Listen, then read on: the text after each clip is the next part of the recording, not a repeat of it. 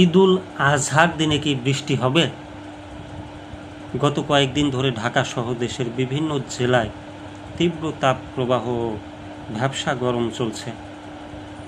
অতিরিক্ত গরমের কারণে বায়ু দূষণের শীর্ষ 10 তালিকার মধ্যেও স্থান করে নিয়েছে রাজধানী ঢাকা। তবে আজ শুক্রবার থেকে আগামী সোমবার পর্যন্ত ঢাকা সহ দেশের বিভিন্ন অঞ্চলে বৃষ্টি ও বজ্র সহ বৃষ্টির সম্ভাবনা রয়েছে, যা কোথাও কোথাও ভারী বর্ষণ রূপ নিতে পারে। তবে স্বস্তির এই আভাস বেশি দিন স্থায়ী হচ্ছে না।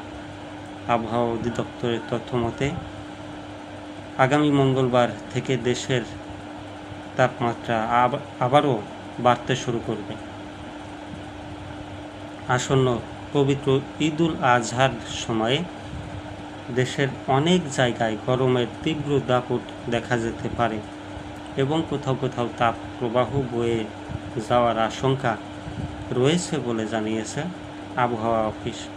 সবার মনে এখন একটাই প্রশ্ন, ঈদের দিনে আবহাওয়া কেমন থাকবে? এই বিষয়ে আবহাওয়াবিদ মোহাম্মদ তরিফুল নেওয়াজ কবির জানান, আগামী 28 মে ঈদের দিন রাজধানীতে বৃষ্টির সম্ভাবনা খুবই কম। উল্টো ঈদের দিন ঢাকা বিভাগের কিছু কিছু জেলায় তাপপ্রবাহ বয়ে যেতে পারে।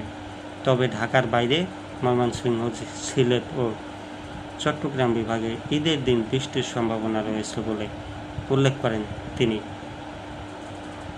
এদিকে আবহাওয়া অফিসের সর্বশেষ 24 ঘন্টার পূর্বাভাসে বলা হয়েছে, আজ শুক্রবার সারা দেশে দিনের তাপমাত্রা প্রায় অপরিবর্তিত থাকতে পারে। এই সময় খুলনা, যশোর, সাতক্ষীরা ও বাগেরহাট জেলার উপর দিয়ে বয়ে যাওয়া মৃদু তাপপ্রবাহ অব্যাহত থাকার সম্ভাবনা রয়েছে।